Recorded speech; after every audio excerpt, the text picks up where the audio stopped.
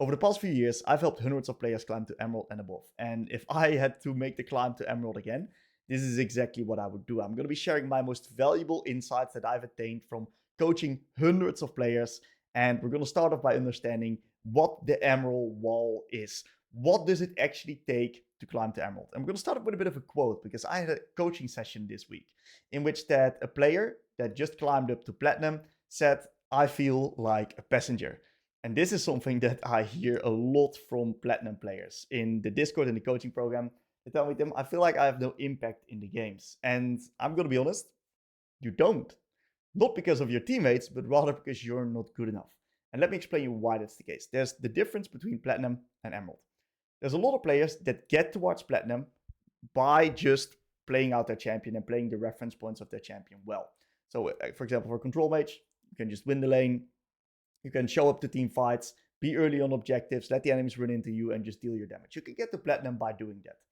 But if you want to take it to the next level, want to get towards Emerald, you're going to need to start to play the game of League of Legends. And for a lot of players, that's really hard. Because what we're going to need to do to play the game of League of Legends is use our brain and really actively think.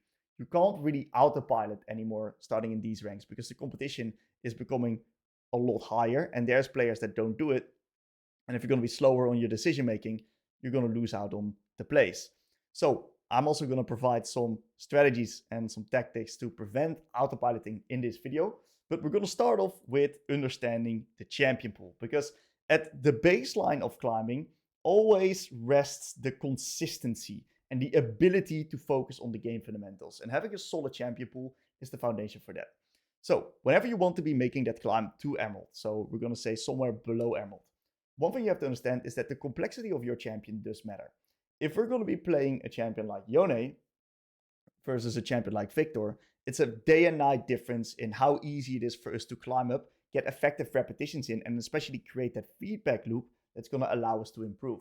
Because of the fact that a champion like Victor has clear reference points, while Yone can basically do anything in the mid game.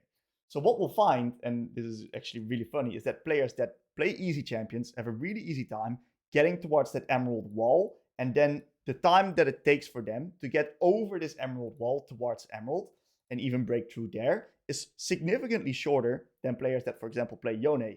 They usually stay stuck in just barely before Emerald for like months and months and months and months on end, sometimes years, because there's so many things that they can't really grasp, and it's so hard for them to improve because the feedback loop is non-existent. So you got to be very cautious about the complexity of your champion. Now, besides that, you want to have 2 champions max in your champion pool. Once again, we don't want to overload our mental stack with having too many champions because we want to focus on the game fundamentals instead of on building champion mastery. The way that I want you guys to view it is your champion is an extension of your arm. You don't want to be thinking on how to pilot your champion.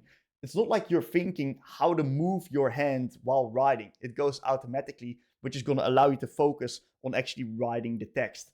The exact same thing is playing League. You got to understand what your champion does. And by understanding that and having it innately in yourself, it's going to be easier for you to focus on the game fundamentals.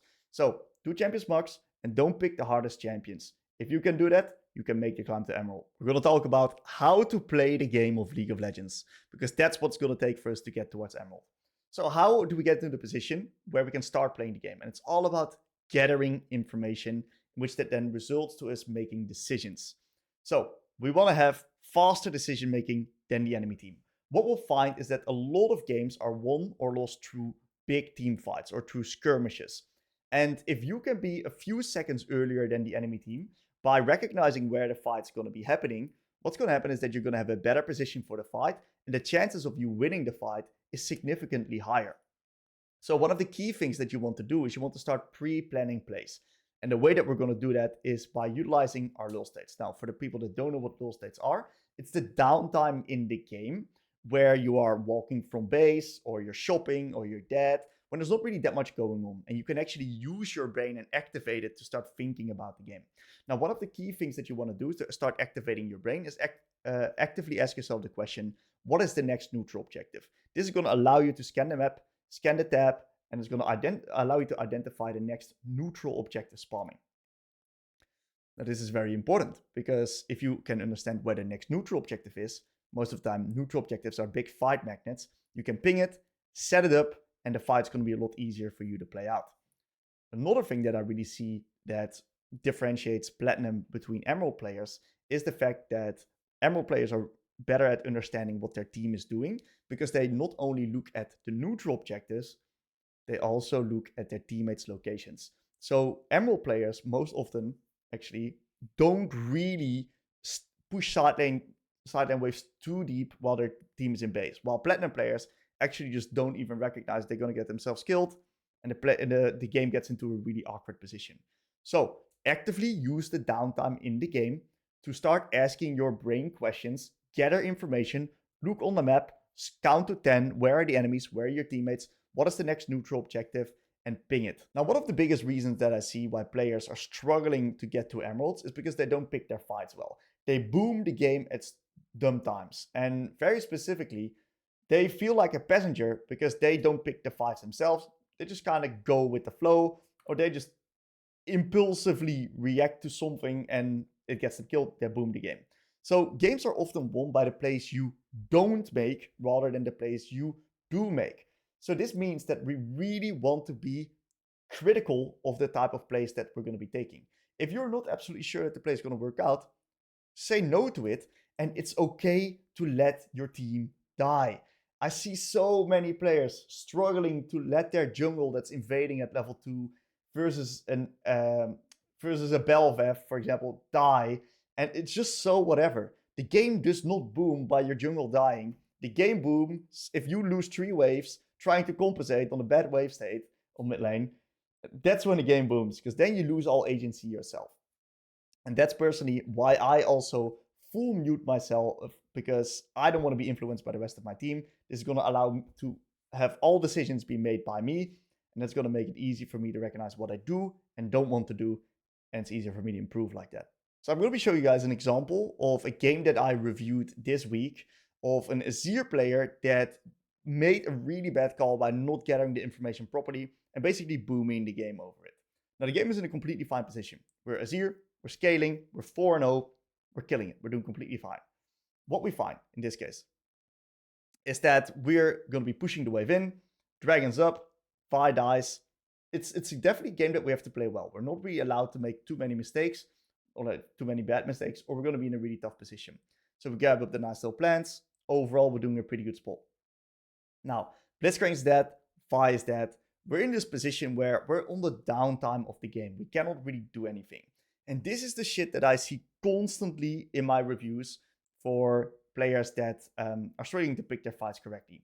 So what he does is he starts to move, and I think that he plays the fight pretty well. He has overall a pretty decent R. I think he could have used his Q a little bit better, but I think the mechanical execution was completely fine. The truth about this play, this was just plain dumb. In a way that this fight was never going to work out. He was trying to 1v4 salvage the game right here. And that's okay, right? Stuff like this happens. You can learn from it. But the reality is, in this situation, we just picked a bad fight that we shouldn't have taken. We played way too early in a massive man disadvantage, and we literally boomed the game of this. We died. We lost the dragon soul. We lost the ocean dragon. The team died. We lost mid tower. Shit just explodes. Top dies. Everyone dies. Game over. If we didn't do this and we'd just be clearing waves and would be stalling and scaling and getting 3 items with our comp, we would easily be able to have a good shot in the mid game and late game even, because this dragon didn't even matter. So it's about understanding what fights are going to be high percentage to take instead of I have the feeling I need to fight right now. No, pick your fights properly. What fights in your advantage? Pick those and cut out the shit that's not in your advantage. Personally, what I really like to call this, and the thing that really helped me on my climb, is I like to call it 70% plays. Plays that I'm 70% sure of that are going to be working out, those I'm happy to take. If it goes a little bit lower than that, if it's like flippy 50-50, for me it's a little bit too risky. I like to keep the control in my end because I know I can create these 70% situations in my games. We're going to talk about the mindset necessary to adopting game, and this is what we call the commander mindset. Now, one of the things that I mentioned was that full muting really helped me adopting this mindset, because I don't get any type of information from my team, and that means that it's me versus me making the decisions. So all of the decisions that I'm making are going to be mine. And that is also going to make it that I'm going to be confident in my plays. And it's very important to be confident in the plays because you want to be calling the shots. Why is that the case? If you make the right call, you won the game, you get rewarded for your decision making. If you mess up the call, if you make a mistake, that's really good as well. Because what's going to happen is that you're going to feel really bad about that mistake. You are the reason you lost the game. It's 100% on you.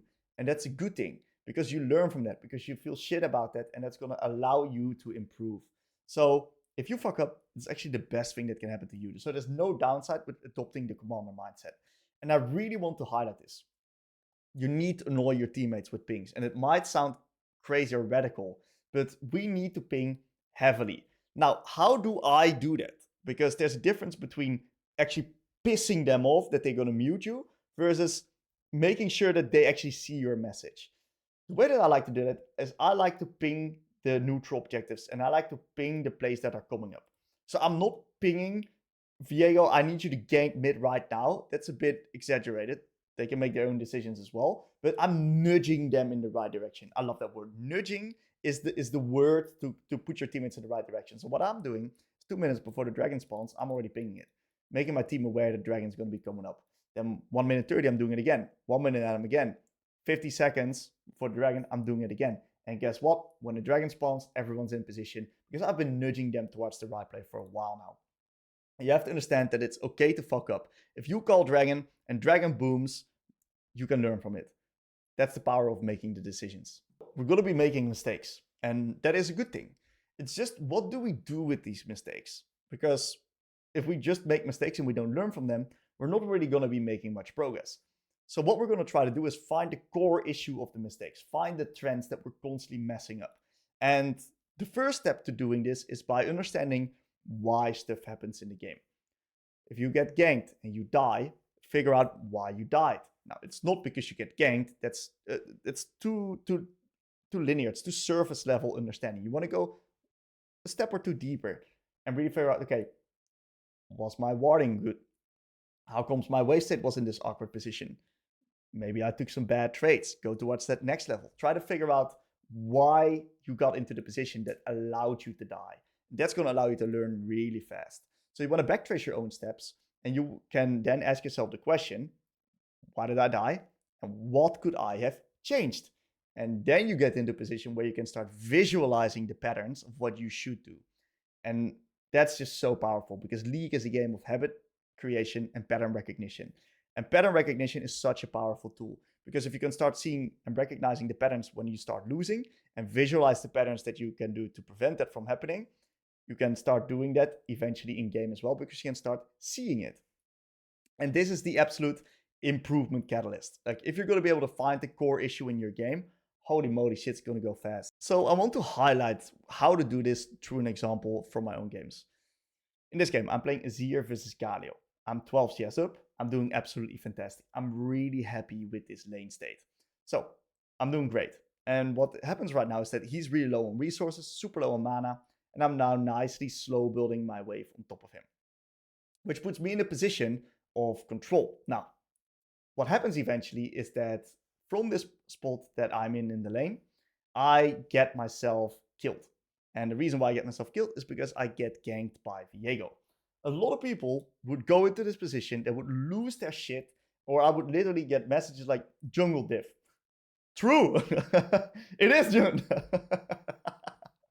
I'm joking.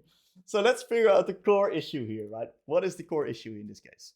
Well, there's a few things that we can note. Number one, I have no ward out. Do I have the time to ward? I absolutely do have the time to ward. So that's one way to fix it. Okay, so warding. Now, what's another thing that's really annoying in this position? My wave management.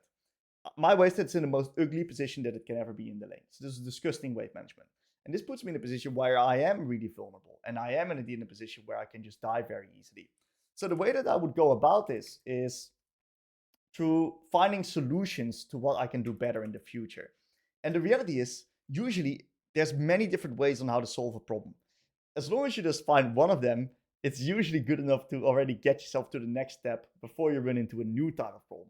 So in this situation, Either I need to change my wave management, or I need to find a warding window towards bot side. Why towards bot side? That's where my Lee Sin's at, and I want to lean towards my jungle's location. Now, I would say that the most actionable takeaway in this one is going to be the wave management, because what happens is that I get into the spot where it's just inexcusable wave management, in my opinion. This is just inexcusable. Can't get away with this shit. It's good that I get punished for it. And the reality is, whenever you get into a wave state when it becomes really ugly, you have two solutions. Either you're going to push faster or you push slower to make sure that the wave doesn't get stuck there. So what I should do right here is probably recognize, okay, this wave is going to push too fast because of the fact that I have a lot of extra caster minions towards my side. And I can then nuke it even faster, turning it into a position where I can make sure that the wave crashes. Now, what we also see is that I do hit these minions at pretty high HP ranges. Before that, this minion wave, I was also hitting it a few times in the back right here. I can also not do this, right? I can literally play it slower or faster, and it's going to be fixed. And that's a great takeaway. And that is going to solve this position in the future. Now, of course, you're going to not be able to instantly apply it within one repetition. But if this happens 10 games in a row, your brain's going to start seeing it, because you're going to get sick of this shit.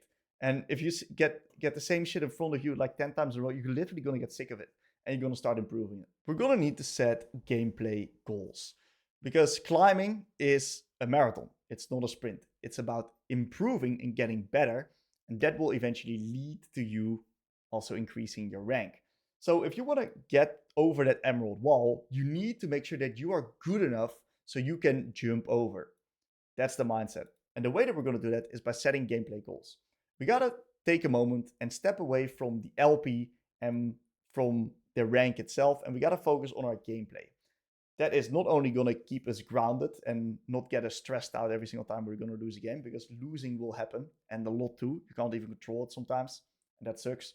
So we're going to focus on our gameplay. We simply need to become a better player. And that means that we need to start focusing on one part of our game. A good example, I just showed you the wave management example in the previous segment. If that happens 10 times in a row, right, what you want to do is you want to start looking for trends. And whenever you see a few trends appear in your reviews over and over and over again, what you can do is you can dissect it, isolate it, and you can then focus on that thing by improving that. The way you do that is by watching educational content specifically on that topic, watching other people's VODs, higher elo VODs, specifically on that content. Only reviewing that in your reviews. Don't focus on anything else until you fix it. Isolate it. Short but sharp reviews. Reviews shouldn't go longer than a couple of minutes. Otherwise, number one, is going to get boring as fuck. Been there, done that. And also, it's not just going to be effective, because there's too much shit going on in your brain. And it's hard for your brain to learn and store information. And as a final thing, you got to be kind. And you got to be kind to yourself, especially. A lot of people beat themselves up. How comes that I'm not Emerald yet? How comes I'm hard stuck? I can't deal with it. They put so much pressure on themselves. And instead of being able to zoom out into the bigger picture and recognize that if you want to get towards Emerald, you're getting towards a position where you're getting pretty good towards the game. I think it's like top 15% of the player base. That's already pretty decent. So you want to put it in perspective. And it's okay if it takes some time. You don't instantly need to be there. And especially the climb from plot to Emerald is pretty rough. So it's okay to make mistakes, guys. Be okay with it. Don't beat yourself up over it. You're going to have bad days. You're going to make the same mistake 1 million times in a row, and it's going to fucking suck. You saw that wave management mistake that I made early in this video.